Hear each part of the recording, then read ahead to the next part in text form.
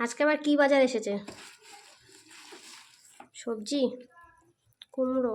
কুমড়ো তো থাকবেই। তোমার বেগুন নেই? এই যে বেগুন।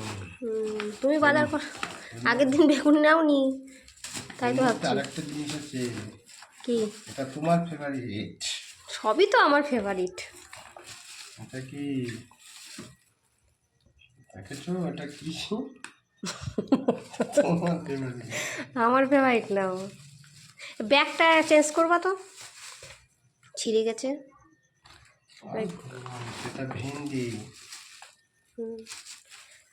এটা তোমার ফেভারিট না? এটা আমার ফেভারিট, সত্যি ভীষণ ভালো লাগে। এটা তোমার ফেভারিট না? এটাও ফেভারিট।